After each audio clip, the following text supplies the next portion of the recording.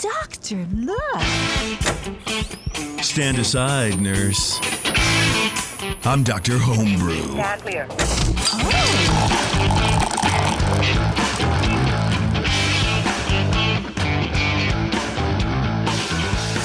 What's going on, everyone? Welcome back. We got another episode of Dr. Homebrew. This is the Wet Hop Show. We have two commercial wet hop beers to drink, and then Brian Shaw is going to lead us through a little wet hop talk, whatever that means. I'm excited for this. So welcome to the show.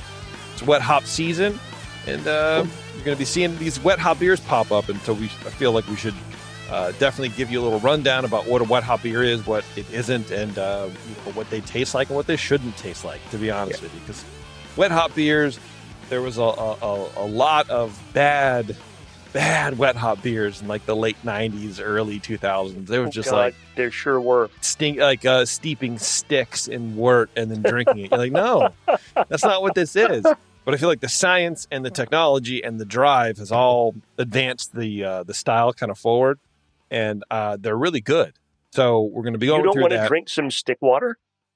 Well, I mean, maybe. Who doesn't? You know what I mean? I mean, the concept always sounded good to me because it's fresh hops, like from a field, and it sounds like it should be a good thing. And Well, I think like sometimes it can be on the brewer too, honestly, because I think it could be it can sort of push the limits of what a brewer can do with the hops. You know what I mean? I mean, we're so used to the and should or the dried flowers and how those work with the system. But once a year, and only once a year, this is not a Men's Warehouse commercial, but you get to try your hand at brand new flavors that you've never done before. And so you get one or two shots at it, and that's it. And it's really expensive.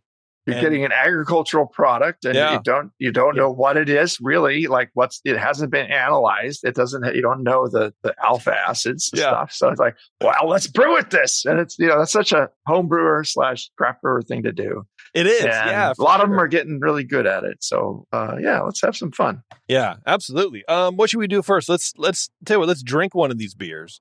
And then maybe we can talk a little bit about it, and then we'll figure out where we'll just drink the other one at the same time, or I don't know. We're gonna play it fast and loose today, everybody. Like we're not really gonna be too wild about it. So, what beer should we drink first? What do we have first of all? Well, we've got a Brian selected a Altamont Maui Wowie wet hopped IPA. Okay, and it's made with hops from Thompson Farms over in Tracy, California, and I believe it's Cashmere. There's a hop farm in Tracy. Yeah, I just learned that from the can. Wow, man. And then I'll look that up quick. And these are the two wet hop beers they had at the Hop Grenade like about a week ago when I went in. I'm like, hey, we're doing wet hop beers, and they got two here. That's what we're going to have for the show.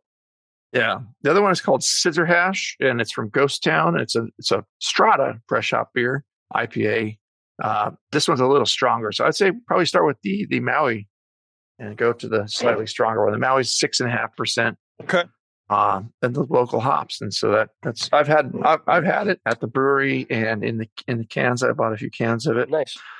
Just because it's such a fun little twist on a beer that I do sip on the regular. And so their Maui was a Maui Wowie is what it's called. Maui Wowie. This is like their flagship beer, right? This is the beer they're known for. The flagship IPA. The one you can get on tap pretty routinely in the Bay Area. And that's done. They have it at Costco a lot. Before we move on to this beer, though, I want to, if you want to look at this Thompson Hops Farm, it's THOMSEN hops.com. They've got a website, and they're signing contracts for 2024 wet hops. And they have some interesting varieties here. Like, I've never heard of Vista or Bitter Gold or Triumph. They've got some of those in addition to the usual, Cashmere, Centennial, Chinook, We CTZ. should try to plan a Dr. Homebrew outing. That would be fun. Would be kind of a neat thing to do. We should you guys do out there? That. Yeah. It's not that far from any of us, really. We're already out in the East Bay. Yeah. No, yeah. Tracy's within an hour reach of each of us. So that's good. They also, it's in this Maui Wowie. Looking at their customer page for Thompson Hops, they supply not just to Altamont, but they're also a supplier to, among others, Ghost Town. Okay. Oh, there you go. Yeah. So that's kind of cool. BJ's and, a couple other places that aren't around anymore. But Moonraker, Side Gate right here in Concord. Yeah, that's cool, man. Look at that. Well, Four Legs Brewing. That's out in Brentwood. See, look at that. We got a bunch of local folks. I love it. Yeah. This region used to be, Pleasanton used to have tons of hop farms out there, and I mean, there were a lot more hops grown here. The Pacific Northwest was playing second fiddle to us then, probably, I think. But I mean, there's a reason why there's that exit off of 580 for wherever that freeway is for Hop Yard Boulevard. I mean, 680, yeah, 680, yeah. It's there because that used to be a hop yard. Yeah, well, so they have years pellets ago too. I don't know why we're doing an ad. We're doing an ad for Thompson, but they I just never heard of them until the can. That's crazy, man. Yeah, well, we should do an outing, man. That would be cool. Yeah, maybe we can try to contact them, do a little rubbing. On location, nice. Dr. Homebrew recording with them. I don't want to do that. I'm down. We probably could do a remote. Whatever. Let's talk about the beer. So I cracked this beer. IPAs unfortunately are going to be the featured wet hop, style. I think, which is not my thing. I don't know. I seem to remember like when wet hop became a thing, it was like red ales or something like that. Something with a lot more caramel malts and sort of like rich beers. I don't remember it being light like this. So I wonder what that's about. If it's a technology thing where we just figured out how to get a lot of the good benefits of wet hops, out so we don't have to have a heavier beer to hide a lot of these weird flavors behind, or what that's about. Maybe it has to do with people just acquiring more skill for how to use the ingredients and how to make the style. It's like hazy IPA. I know you hate them, and at the very beginning, I think a lot of them were just trash. But people figured out how to make them that weren't like just sludge, and it's just a matter of learning how to work with your materials to get them to the end state you want them to be. Yeah, agreed. All right, well, let's run through this beer, this Maui Wowie. I don't know if I've ever had this beer in the first place. So, Cooper, you mainline this stuff. The regular Maui? Yeah. Yeah, so you're going to have to be our kind of spirit guide through this. Okay. Well, a regular Maui is like a tropical citrus. It's a Mosaic Citra IPA, and very aromatic, very high hop usage, low bitterness. Just a good, clean, modern IPA with a lot of tropical and citrus hop character to it. In the nose, but not on the heaviest side for IPAs, like 6.5% and clean and drinkable. Yeah, this one's right at 6.5% ABV. Very dry and very light on the malt. So just kind of a modern IPA, low bitterness out of the way, and never hazy. They don't do hazies there. They don't do hazies there? No, they're Make beer clear again is one of their slogans over there. Okay. All right. Well, see, now I can be a fan of it. What I like about this is a very bitter beer. It's not one of these IBU bombs from the 90s, but there's high bitterness here, and the hop aroma and hop flavor character is, I'm not going to call it muted, but it's definitely different from like the normal, the standard hopped Maui Wowie. Part of the thing with the wet hopping is getting more of the essential oils, and it's almost, it's not diacetyl slick. It's almost oily in a good way in the mouth, if that makes sense. Because I think you're getting a ton of the hop oils in this style of beer. Oily. It's not oily. Vegetal. Like slick. Maybe I'm imagining things. No. I think I'm that's me trying to process what you said into like my vocabulary. So I guess I can get it's got slick. A lot of body. A lot of times in beers, you have that carbonation, and you taste the stuff and the carbonation's underneath. But this does definitely feel like it almost separates a little bit, where it's like the beer and then the carbonation. So maybe that's something. That could be. And there's a little bit of, like we were talking a moment ago about how people are getting much better at figuring out how to use the ingredients. There's a little vegetal character, but it's pleasant, right? It's not like you're eating a tree, and the it does have a slight grassiness, in preparing for the show, I was reading some about these wet hop beers, and Vinny at Russian River talks about how wet hop beers can present kind of grassy, like a Sauvignon Blanc, where Sauvignon Blanc, you want it to be grassy. It's not like you're out there licking your lawnmower, but it's a different type of grassy character. I wouldn't say this is that, but I can see it maybe heading in that direction. Right. That makes sense. You can taste a little bit more of the plant matter than just all the lupulin glands, kind of. Yeah, and without I think being stick water. Maybe we'll talk about that in your write up, Shar. But that I think is the differentiator. Maybe we should have started with that. Like, what is the difference between the flavors that you're going to get from a wet hop beer versus the flavors you're going to get from an isolated, pellet or cryo hops or whatever? And I think that's what it is. It is more like you're saying, Cooper, more of the plant matter, but in a pleasant way, but also very subdued. I think like Shar's kind of, extolling right now, where there's a difference, but if you do it right, it's not really super noticeable. Right. But it does ride your palate kind of all the way through. Yeah. And as we'll get to in the talk, obviously the act of drying the hops changes them a lot. You have to dry them and, to store them and use them at a brewery. Otherwise, it's just not going to work. They're going to go bad. So, you want to, this kind of a beer, it's going to be a different, maybe fresher character that includes more of the oils that are in the natural hop as it's plucked from the vine. So, but I'd say I tried growing my own hops and it failed miserably. But for people that can actually have the green thumb and can get it going, hey, this is a good a fall brew to do if you have that. How do you fail at growing hops? It's a weed. Yeah. What varietal were you trying to grow? Oh, I had a bunch of sea hops, like I had a Columbus and some Cascade. And were you just not watering? See, now I'm interested. Were you just not watering enough? Pretty much. Yeah. Oh, yeah, because they need like a gallon a day or some shit. I wasn't watering them enough. Okay, damn, bro. Sorry. R.I.P. to your hops. You couldn't grow hops in one of the major hop growing areas of the U.S. Right. So I don't know, man. That sounds like a you problem. It's just a weed. It's a vine. I don't have to really water it. Absolutely fucked, dude. Nobody said, you have to water it a gallon every day. I wish you were. That's a lot of water. Yeah, it is. It's a ton of water, dude. Before I knew JP, sorry. See, there you go. Well, now you can try again. Yeah. Okay. I will. When more beer gets the rhizomes, you can try again. There's so much water they'll just rot on the ground, right? That's happened to me. Oh, well, anyway, we'll get into it. It's a delicate balance, I'm sure. Well, Coop, why don't you talk about your impressions of this beer versus the normal beer, huh? I suspect, or I believe I heard somewhere that they had to use that it was a cashmere hop instead of the usual Strata Mosaic.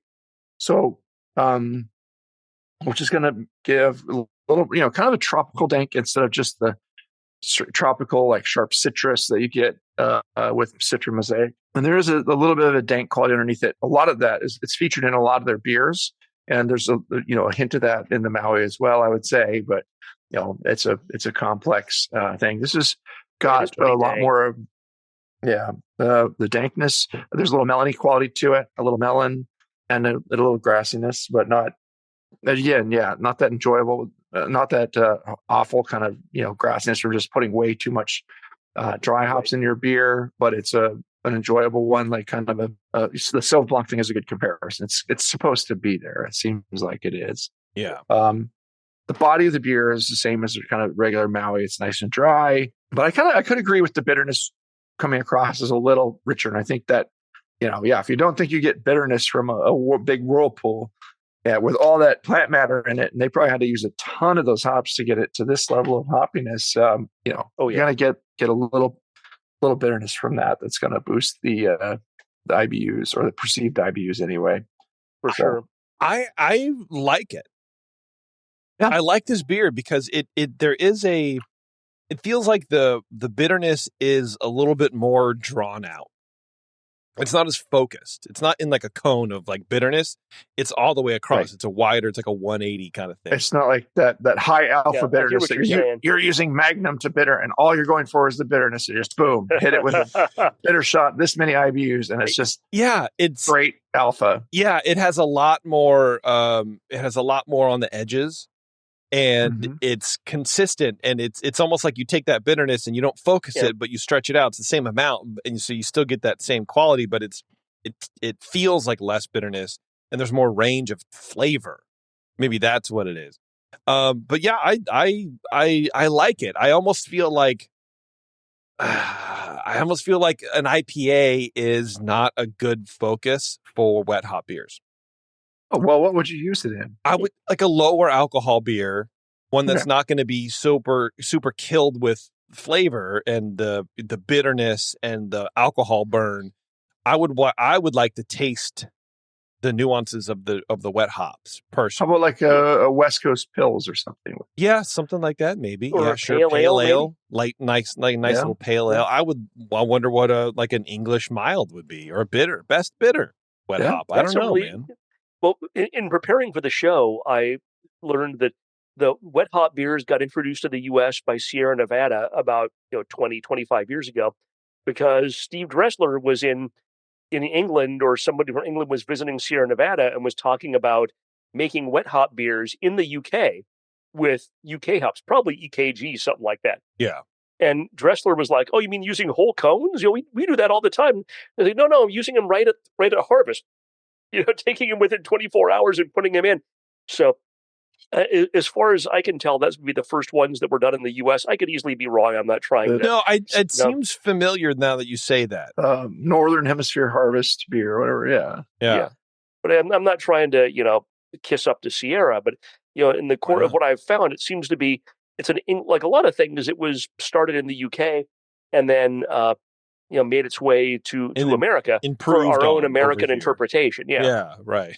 Right. Amped up to 10 over here. Yeah. 11. But this goes to 11. Yes. Well, what do you think, Cooper? You're the shaman in this ayahuasca journey. What do you would you rather what's your opinion on this beer compared to the regular? I enjoy it. I've bought a few 4-packs of it, and it's a nice experiment. It's maybe not my favorite wet hopped beer in the world, but it's the hop character is really interesting to me, and it's different from regular Maui, and but it plays nice. Sometimes I come to it, it's like, wow, that's so it's like got that real edgy and like a little grassy and a little danky thing, but fresh. Like you can tell it's a fresh agricultural product coming in. It's like, wow, they had to have used a lot. I can appreciate it. I appreciate it for the art that it is, and I probably score it like a high 30s for sure. If I had to give it a score, 39 or something like that. 39. It's wow, got good. Look at you. Good, yeah. Okay. It's fresh. There's nothing wrong with it. Yeah, I think it's great. Yeah, I'd give it high 30s. Probably 37ish. Yeah. Okay.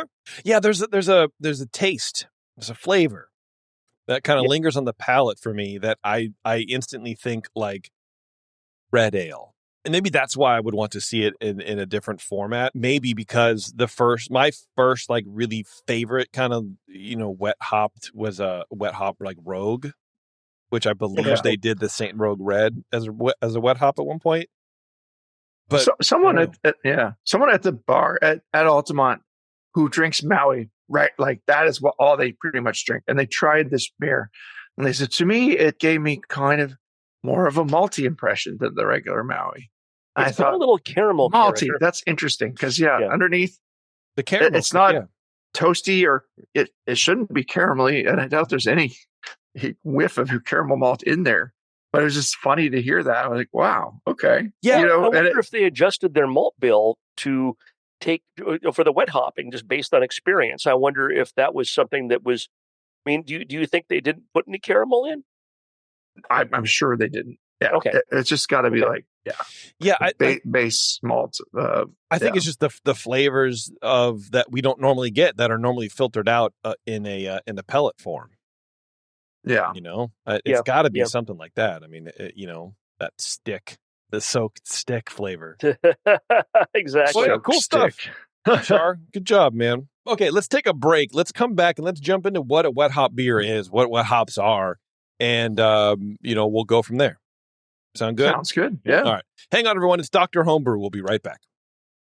What's up, homebrewers? Hey, let me ask you a question. You spend a lot of time making your beer taste the way you want it to, right? Some of you even send beers into Dr. Homebrew for feedback. Well, the next logical step in your creativity is to craft some labels for those beers. And there's nobody better at creative labels than GrogTag. Their easy-to-use designs let you turn out some pretty amazing stuff like labels, bottle caps, coasters, even six-pack carriers with minimal effort on your part. They have a range of label sizes that fit any vessel you can think of. Bottles, cans, growlers, kegs. GrogTag has you covered. Head over to grogtag.com today and check out their line of amazing, fully customizable templates and get your beer looking its best. GrogTags are water-resistant, reusable, and will have your naked bottles looking great in no time. That's grogtag.com, and be sure to use code BNARMY at checkout to save 10% on your order.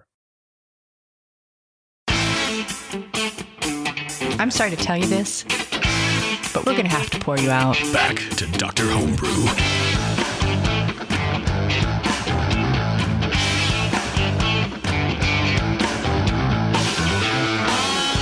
All right, thanks for sticking around, everyone. We are back. We're talking wet hop beers with Brian Shar. Shar's a little presentation, and after every paragraph, he's going to remove an article of clothing. So I'm excited about that. Shar, go ahead, please. Yeah, I'm going to start with my socks, which may not be so exciting for our 4 people watching on YouTube. Hell yeah. Although if I want to become a YouTuber, that might be the best or perhaps worst way to approach that. All right, wet hopping. Wet hop beers are something fun and exciting. It's that time of year. There's something that's done right about hop harvest, which is happening now or has happened in the past couple of weeks in most places. Wet hopping is pretty simple.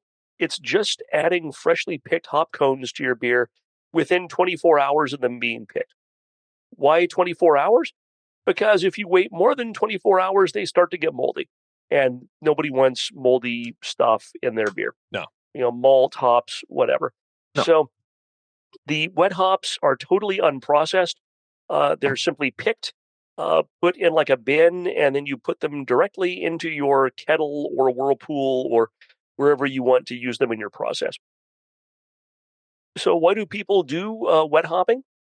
Well, drying the hops stops the molding. It preserves the hops, and you can preserve them as whole cones or preserve them for longer as pellets. You go on hop farm websites, you can find like 2020 Galaxy, 2021 Chinook, stuff like that. If you store it cold and you pelletize and it's dry, you can preserve those hops for a real long time, and they're still usable and still good.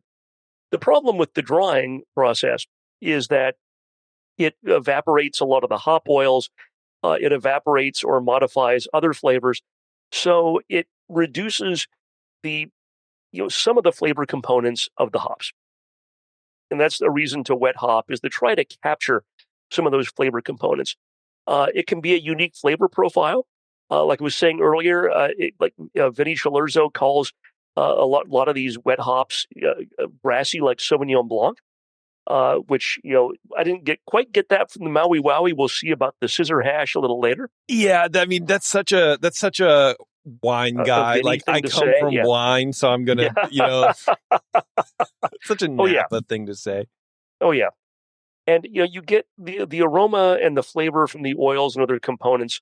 You get like the linalool, the geraniol, the things other than alpha acid. And, some of these flavor components, these oils will survive the drying process. If they didn't, you wouldn't have, hazy IPA. You wouldn't have juicy beers. You wouldn't have those things. But the idea is that some of those flavor components survive better as wet hops when they're just going right to your whirlpool, right to your kettle, than if you bake half of them off in a drying process. I've not read Stan Hieronymus's book, For the Love of Hops, but I found a quote from that book. I've met Stan. I've judged with Stan. He's a nice guy.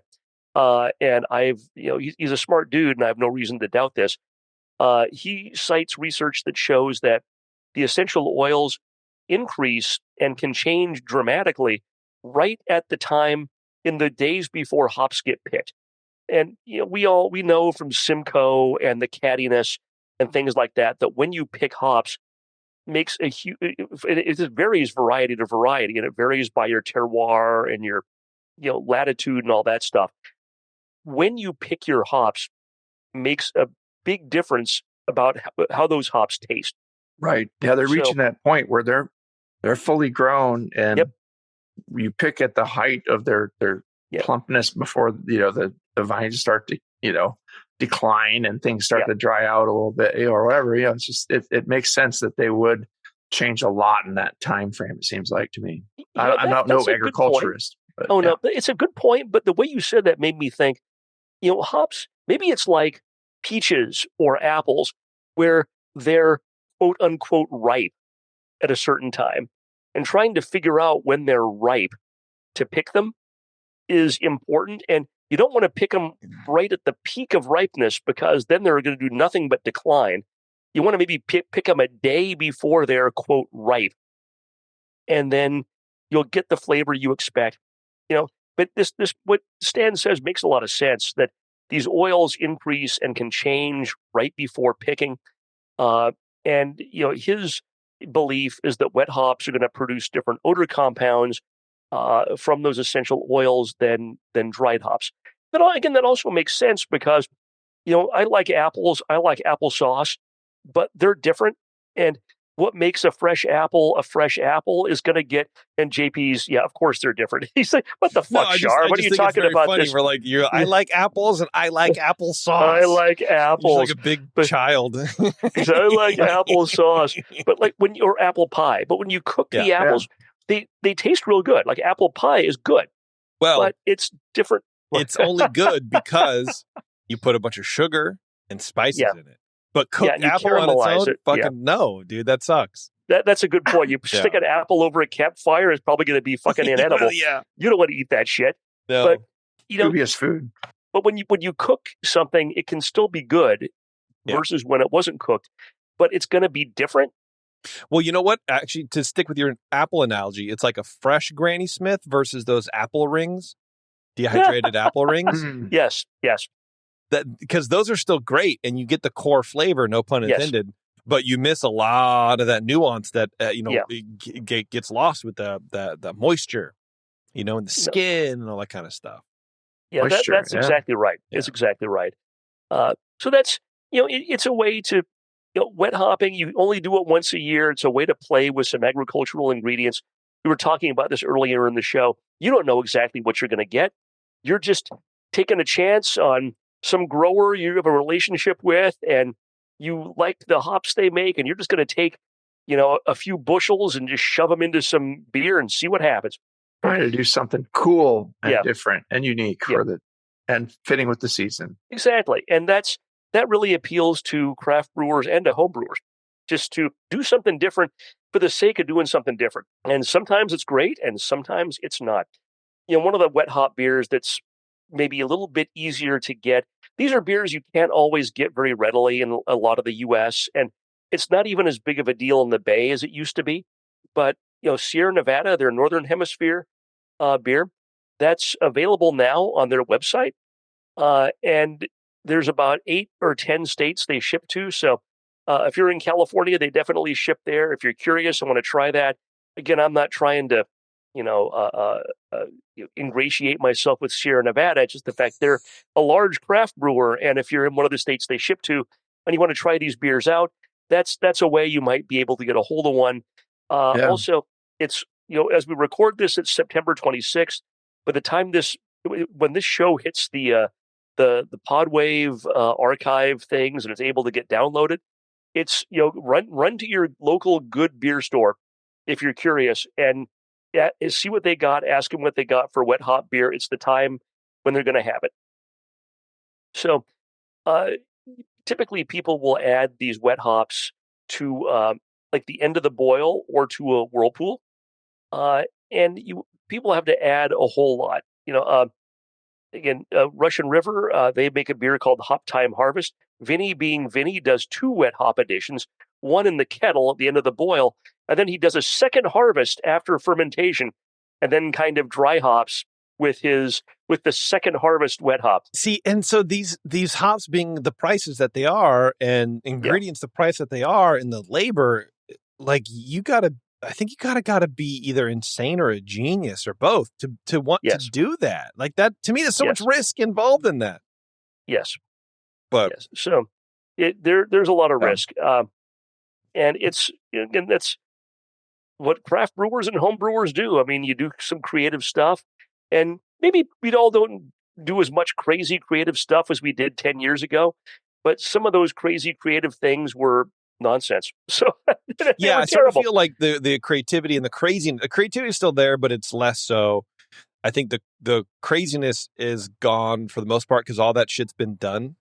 And craft and beer it's expensive and home to do brewing crazy shit. They're so open with their information.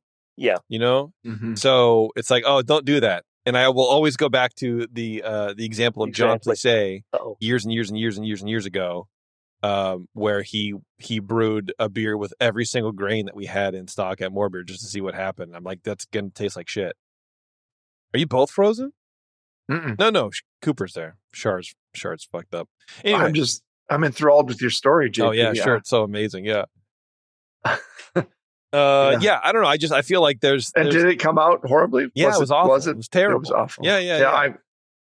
I mean, of course, I made a beer with I called it multiple personality beer. I had like 16 different grains and 16 different hops. It's too much. It was modeled very mixed. Yeah. Just odd. So I feel like that's why, to Char's point, we're not making so many, wild beers anymore because it's been done. We know what works now and what doesn't. But yet someone's out there making a chocolate fruited quad milkshake IPA. So that doesn't taste like IPA at all. Or milkshake. Or zombie cocktail inspired beers. I don't know. Yeah. Yeah. So if you're a home brewer and you want to make a beer like this, how do you do this at home? Well, you grow some hops yourself, or you source some hops close to you. There are vendors that will sell to individuals, home brewers. You probably are going to have to buy like 20 pounds of hops, but I was checking it out, and like Hophead Farms in Michigan, there's a place called 4 Star Farms. Where are they? They'll sell directly to individuals. Let's see. Yeah, I'm on their website right now. You can get 25 pounds or more at $7 a pound. Yeah, and that's if you're a homebrew club that and you want to do this, and you have a number of people each make this. Yeah, you can buy 20 pounds and split that between 4, 5, 6 brewers and see what happens. That's fun. It'd be a fun group project that you're not trying to figure out how to use 20 pounds of wet hops yourself. That'd be a long ass brew day. Are you going to talk, Char, about how much to use and stuff like that? A little bit. Okay. A little bit. So you want to do that. What I've read I've never brewed. Cooper and I were talking. Between shows, neither one of us has brewed a wet hop beer. So what I'm kind of giving you as advice, that things that I've read and not based on my own experience, but things that seem to make sense. So take this all with a grain of salt and do your own research before you make one of these and invest the time and money. If you have wet hops you don't use, within 24 hours, freeze them. That's, you're going to have an issue with, when you dry the flowers, you're going to boil off some of the oil. When you freeze them, you're going to dehydrate them somewhat, and you're going to have issues there too. But at least it keeps them from molding if you freeze them. There are some, I in the course of looking around, I didn't find the hop farm that does this. There's at least one. It might be Crosby Farms or YCH. At least one of the big hop growers will like freeze dry or flash freeze these wet hops, and then they can ship them wherever. Yeah, and it's expensive to ship because you got to keep them frozen, but it lets you get hops from there to wherever. And it's funny because I just texted Jamil because I remember him talking on a Brew Strong once about I don't know if it was the big hop growers, but it was a company who sort of did that. I don't know if it was flash freezing or I remember some conversation he was having with the guys about hop technology to package hops to keep the freshness longer. which is good because like you were saying, like if you package them and they're not airtight, or if they are airtight, then they get moldy really, really quickly. And if they're airtight, then they dry out, and then you sort of like lose the point of the whole thing. So they're very, very fragile. Right. And that's where this 24-hour thing seems to be key. And yeah. When people ship these, the bigger craft breweries can afford to have, 1,000 pounds of these air freighted to wherever it is their brewery is. But I've read, those boxes get shipped and they got holes in them because you don't want them to dry out, but you don't want them to get all wet inside a sealed container. It's the Goldilocks ingredient, man. Yeah, for sure. It really is. A thing that I hadn't thought about is because you're picking these things fresh, there will be bugs. Yeah. So the hot whirlpool / late boil edition seems to be pretty key. I don't know how Vinny manages to do it at the end of fermentation without acquiring bugs at Russian River. I mean, if anyone can do that, Russian River can. Who's to say he doesn't? That's a good point. You just eat the bugs. There's so many. You filter it. I was talking to my brother-in-law is in the wine industry, and he's like, bugs go in. They just go in to ferment, and shit happens. There's one batch. It's like infamous. It was from several years ago. Infamous around the Napa area of like it's called like the ladybug batch because there were so many ladybugs, and they didn't really catch a lot of them. But like when you're cleaning out the fermenters, there's just fucking ladybugs dead in there, and it's like that's what happens. It's part of it. I believe it. Whatever. I believe it. I believe it. But that's where at a homebrew level, especially you're not filtering, you're not whatever. Especially if you're going to be a little sensitive to that and not want to be drinking bugs, you want to put those in the hot whirlpool late boil to be sure you kill them, and then maybe you stick around in the trube at the bottom of your kettle. Maybe so. You maybe. So the wet hops are about 80% water. So you want to what's that? They're wet. Yeah, they're literally. wet. Yeah, that's right. They're literally wet. And it's the oils, it's the water, it's everything. I mean, you get flowers at Safeway, for your wife or your husband or significant other or whatever, and you touch those flowers because they've been in the water, the buckets at Safeway. And those flowers are kind of wet because they're alive. They're living plants, and like animals or anything else, they got a lot of water in them. So they're wet. So you want to use 4 to 6 times more than you would either pellets or dried hop flowers. 4 to 6 times more. 4 to 6 times more. So if you would use in your aroma hopping, let's say if you were going to use a pound of pellet hops, for a homebrew level, let's say we use 8 ounces of pellet hops.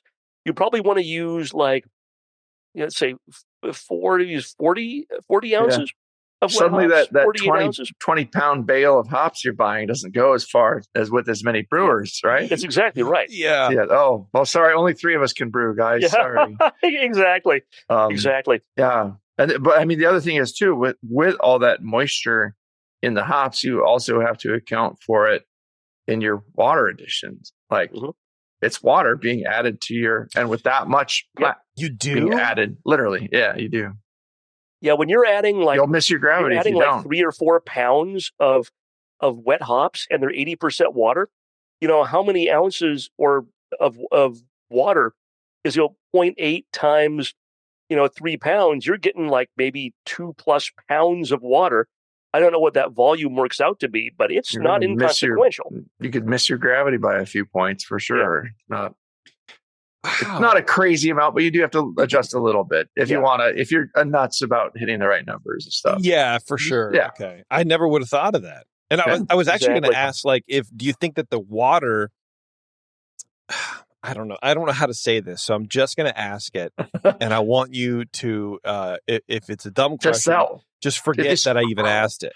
Pretend that you brought it up. I'm waiting for this question. Okay. The water inside the hops.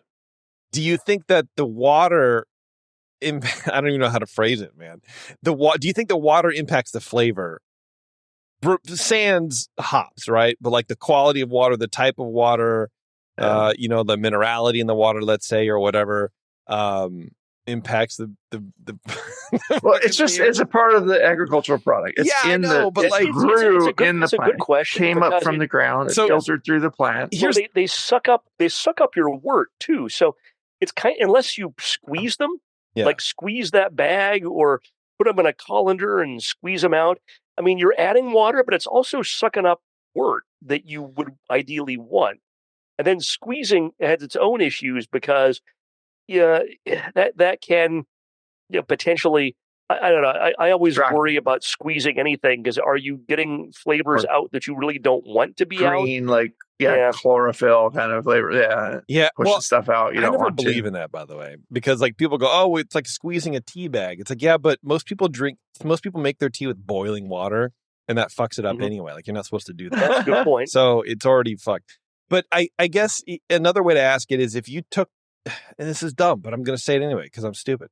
If you took all that water and you squeezed it out of the fresh hops, the wet hops, and you filled it up into a glass. And and you had it in a glass, and you added that to your beer. Like, what would those flavors taste like, separated from like the lupulin, glands and stuff like that? Like, I would be super interested to like green and grassy and plant-like. It probably just tastes like drinking a green fruit, like a one of those green drinks that you get, like super greens, whatever.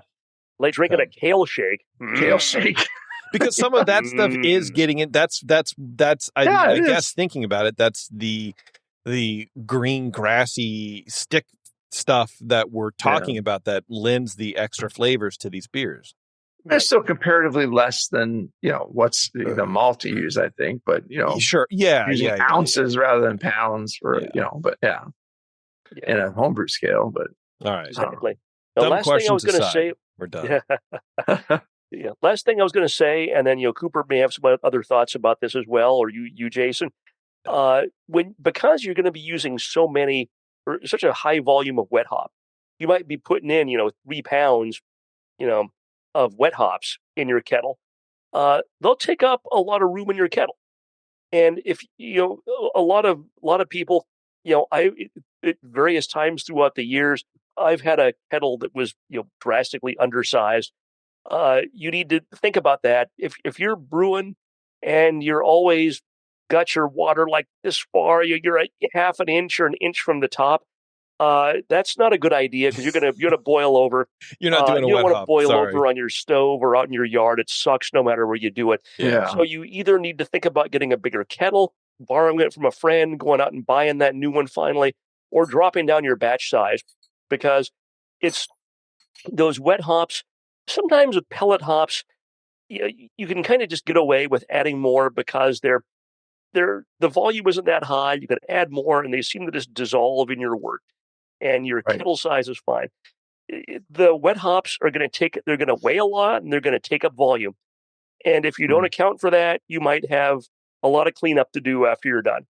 Yeah, right. Absolutely. And on a homebrew scale, it's maybe less of a problem than on a commercial scale. Where I was talking to a brewer that did it, and like they literally their boil kettle would not accommodate this. It would not work. And they're using pellets, and that's it. And it works, but they don't have a screen on the bottom of their kettle to hold hops up. It's just to have it. So they actually just ended up cleaning out their mash tun really well, and running the wort from the kettle into the mash tun again, and putting the hops in there, which is kind of brilliant because you can whirlpool them. They had a tangential flow in there. They could let the hops circulate, the wort circulate through the hops. Yeah. And then at the end, they were able to just open up their mash tun and scoop out all the hops into buckets and get rid of them. That's great. It's that's a cool idea. Back into their mash tun. But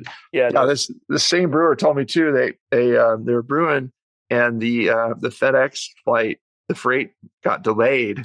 So they were like, "Oh, okay, we got to delay our brew." So it turned from a 5 or 6 hour brew day into 10 or 15 hours or something, because it was they're tracking it. It's like, oh, okay, it's finally moving. And okay, you just use FedEx, drop it down to a low simmer. I don't know, but I'm sure that story's played out in breweries and homebrew areas across the world, man. for sure. And I think too, like hops, if you're like trucking them in from somewhere, like you go to the hop field and you bring them, you kind of have to be careful because there's so much hop matter if you're in a truck where you can like get the aromatics from the hops. So like hops have kind of a like people have hop pillows like for to put themselves to sleep a little better. It's like all these hop components can kind of go to your head and make you a little sleepy, I think, if you get too much of them in your, See, that's why I get tired when I drink a beer. It's not because of the alcohol, it's the hops. Yeah, it's the hops, exactly. Yeah. Where you got to be careful, like where my brother-in-law takes hops in his suitcase back to Denmark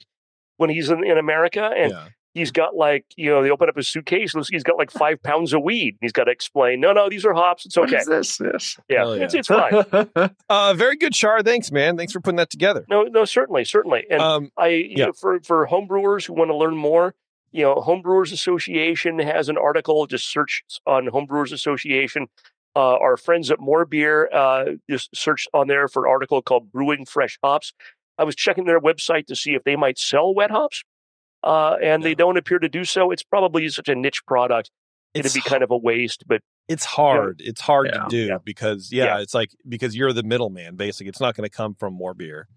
Find a friend that grows them, or grow your own. Get some rhizomes in the spring and in March, April, and depending where you live, of course. Make contact with your local hop farm if there's one within an easy drive of you. Yeah.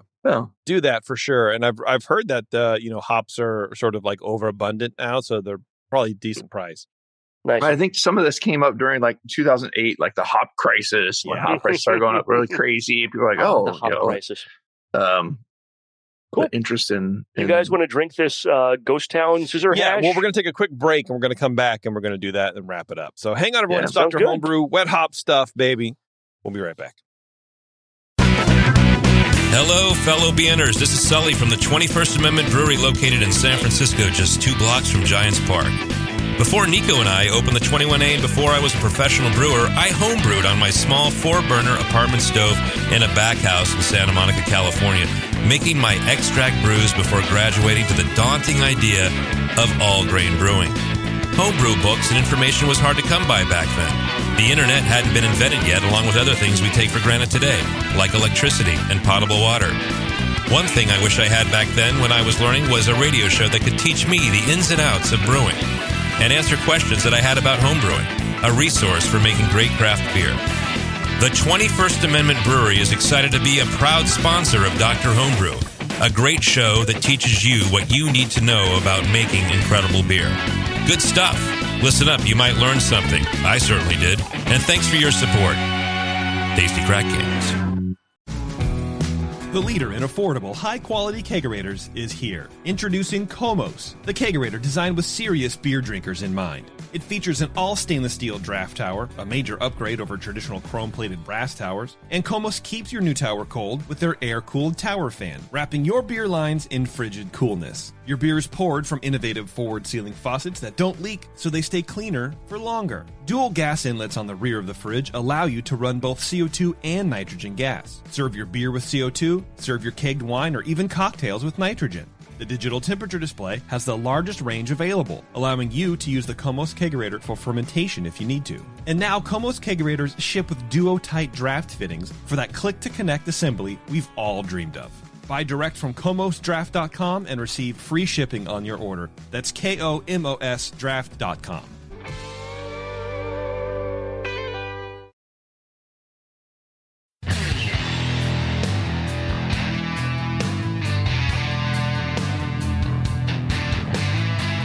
Now, back to the examination.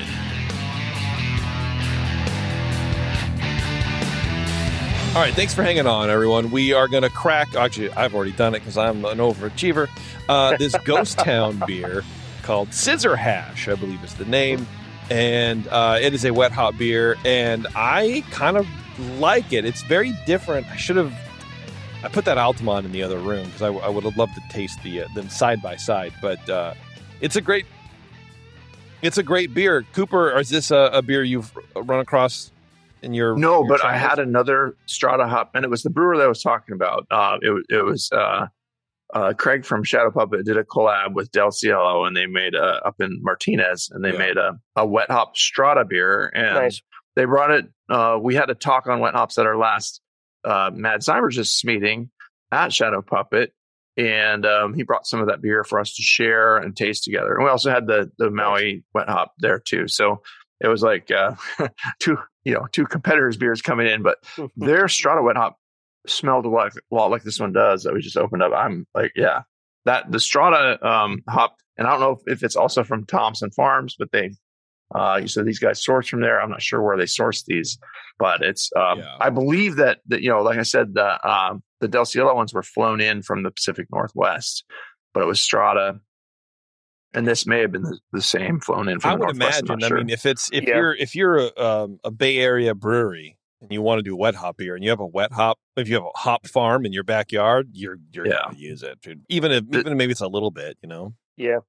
This smells really good. You may remember 2-3 years ago, we did a show.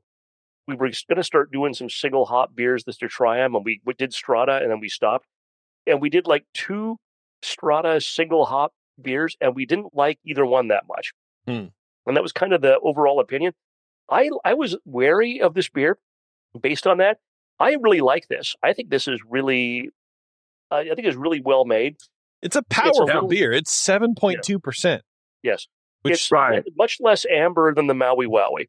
Yeah. The alcohol is coming into play here. You can smell a little, little alcohol, but it's like smells boozy.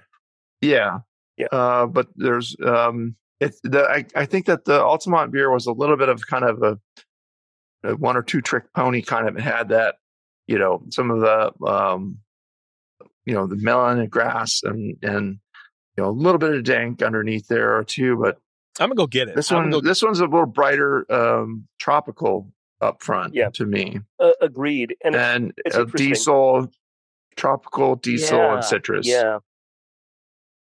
A little dank as well, but it's not as dank as the Maui Wowie.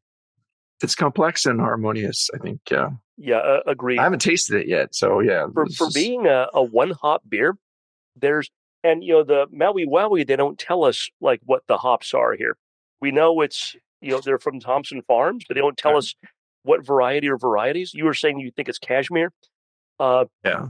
But I think this might be, get the 2024 Strata hop harvest. It seems like the harvest was good. Yeah. Agreed. This is much different than I remember the Strata having been before. And I like this a lot. And it's really well attenuated. Yes, a little boozy. Yeah. And I think it's maybe more, the Maui Wowie has more malt supporting the wet hop. And I get what you're saying about how it's maybe like that St. Rogue Red Ale wet hop. It's maybe tilted toward that end of the spectrum. Yeah. Ghost Town's a bit more like modern IPA. Malt is definitely in the background and the hops are the star. Yeah, the Altamont, I went and got the Altamont. There is more diversity of flavor. Yes. Do you get any kind of grapefruity quality out of it? Like where does this, it's any kind of citrus twist one way or another? Lemony, limey, grapefruity. Yeah, I guess. Yeah, a little bit. A little pith in the Altamont. But yeah, what I think that is, what I'm getting is like chewing on a hop stem. Which I've done because that's what these taste like to me sometimes. So that's what I mean, where it's like the depth of flavor, the breadth of flavor. There's a lot more strata. I don't know. there's a lot more on the spectrum of flavors, where the Ghost Town is very focused. It's still broad and it's still different, but the differences in these flavors are wild. And it kind of tastes like the Altamont. If I didn't know better, I would think the Altamont had a little higher alcohol. Or it's higher than it needs to be. But because of the additional malt, I think, because we're used to thinking, aside from like stouts sometimes, that the maltier some of these beers are, the more alcohol is going to be there. Maybe. Yeah, I don't know. Well, yeah. Another thing to be said about these beers too is none of these beers are probably all wet hop beer. Like, you don't really want to use a wet hop for your bittering because you don't know what's in it. You don't know where the alpha is. You want to use kind of a neutral or a known alpha acid for your bittering. It would be a waste. It would be kind of a waste. Yeah, you're just boiling the hell out of this fresh hop that you harvested. So they may blend it with other hop products. It may be a mix, but it's got fresh hops in it, I'm sure, and probably the majority of the hops in it are from fresh hop. Yeah. But where they use it and how they use it is kind of unknown. So we just have to taste it and see what we like about each one. And next time we'll get the brewers on to talk about the process. For sure. I think that would be nice to talk to someone who actually knows what they're doing. Yeah, I don't know. Shar, thanks for picking these up. I appreciate it and running them around. No, it's my pleasure. They are very different, and you sort of what I think a lot of people do is they besmirch the good name of wet hop beer because it sounds like wet hop is an ingredient rather than a stage of the vast different ingredients that brewers use all the time. You know what I mean? Oh, a wet hop beer. Well, they must have bought a wet hop from the wet hop farm and then it tastes like wet hop. And that's not the case at all. So in these two beers, they're both IPAs. They're both made in the West Coast style and they're different beers, entirely different beers. They're very, very different. And like wet hop beer is very different from wet dog beer. Yes, that's true. Well, that's true. Yeah. Yeah, you know what? I think the Scissor Hash from Ghost Town I like it better than the Altamont beer because it doesn't I don't know why. I think it's a lighter tasting beer. It's that malt, I think. And it's it's like they focused more of the fresh hop, wet hop flavors than the Altamont. I don't know how to I don't know how else to like really describe that. I think they're both real good, but just in a different way. Yeah, definitely. They're very different. I'm not saying the Altamont's worse, but I will say I just poured them both. The Altamont has been open for a while, which is right here. Yeah. The head is different than the Ghost Town, so I think the Altamont has more carbonation, which I think does lend a lot of that. Maybe bitterness or something like that. Maybe carry some of that. Yeah. I would love to see. I mean, already the Ghost Town is like the head is just now. It's like lacy, kind of on the side. Yeah, it's not. And the Altamont is still, I don't know, 1/8 of an inch, 1/4 inch, whatever. So I would love to see a little more carbonation in the Ghost Town for sure. Yeah, but it tastes like a Ghost Town beer to me. I sip their IPAs. When I can get them fairly regularly because they're available out here and they have a good name. They've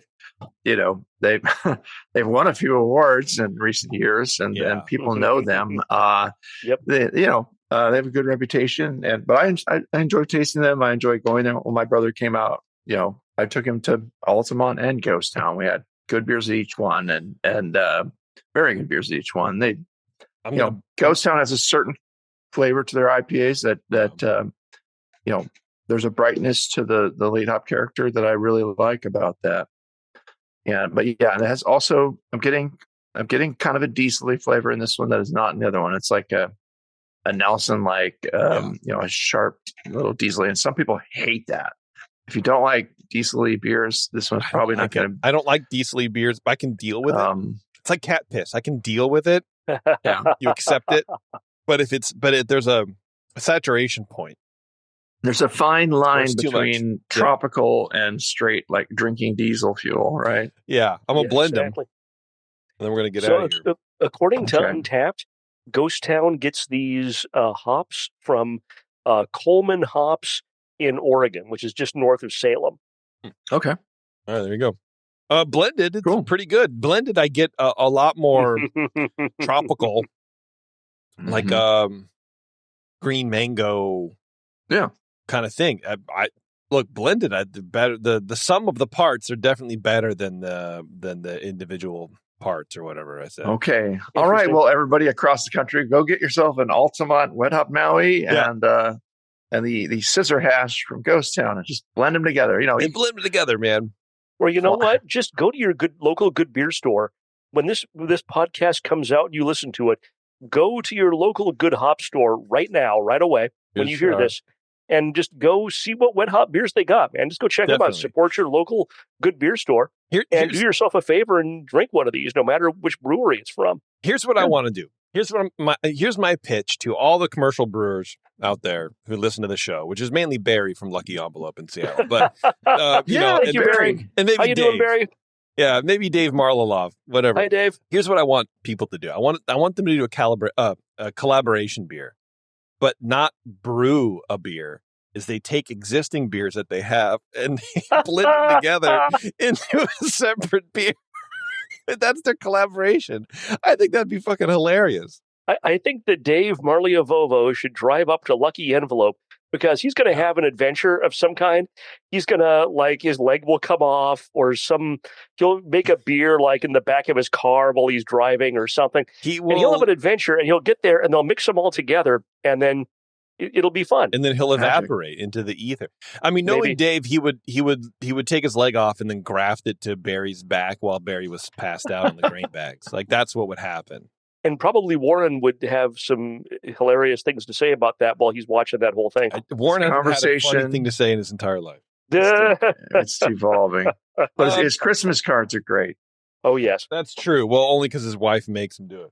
Yeah. All right, everybody, if you want to get on the show and listen to us ramble on about your beers, email Brian at thebrewingnetwork.com and we'll get you sorted out. And, of course, we don't always take just beer. We'll take kombucha, cider, mead, whiskey, whatever you want. I tried to make real fast, and we're going to wrap it up. I tried to make soy sauce a couple weeks ago. I got there's a place in Oakland, actually. Big shouts out to, I don't remember the name, but a place in Oakland where you can get the koji from. And I ordered, it was $8 for the koji and $10 for shipping. I'm about shit my pants, but whatever. It didn't still do cheaper than the gas to drive there and pick it up and get back. Yeah, but it's also Oakland, so I love ingredient Oakland. wise though. It's what is it? What? Wheat. What's in it? The soy sauce. Well, you have soybeans, and then you inoculate it with wheat, wheat. So I know there's wheat berries was involved somehow. Yeah, and then you mix the koji with the wheat, and then you sprinkle it on the things, and you keep it at a certain temperature, which I didn't do. Anyway, long story short, fucking sucked. I had to throw it away. There's a koji forum on Reddit, and so I posted a picture. I was like, it has black spots. Is that good? And they said, no. Throw it away. Going to die. Okay. So God bless Reddit for a place to help shit out. But no, drink it. It'll be good. Drink some. It'll be fantastic. Well, so you have the beans, and then you let the mold grow on the beans, and then you add it to salt water, and then you let that go for 6 months, and then you strain it off, and then you can age it for however long you want to age it. So if you're making soy sauce, if you're making tempeh, if you're whatever you ferment, send it in. We'll judge it, and if we don't know what we're talking about, we'll find somebody who does. So, your experience is like when I tried to make tempeh in the late 70s when I was a kid. No way. Really. And oh my God, it was this moldy fucking mess. I think I made natto, and I looked at it, and my mom looked at it. We're both like, "We're not eating that shit. Come on." I tried to make tempeh throw that away, Brian. Really... And my mom did not have to convince me real hard to throw it out. It's funny because it's all mold and I guess it's ferment. I don't even think it's fermentation. It's just you're letting shit mold with the specific spore, right? Which is like fermentation. I guess. I don't know. But you have to be very specific with your temperature because it's I just lost the analogy. Certain spores won't grow at certain temperatures. So you have to keep it 100 to 104. Right. And you have to keep it kind of moist, but not too moist. And it's just this whole really controlled. Kind of like how when you're out foraging for mushrooms in the woods and you find one that it looks like it might be this or it might be a morel. Death mushroom. Yeah. I'm just going to go to the ER now and then eat it in the parking lot and see what happens. All right, we're going to get out of here, everybody. Thanks a lot for participating in our little show. I appreciate it. Don't forget to email Brian at thebrewingnetwork.com. And until next time, we will see you later.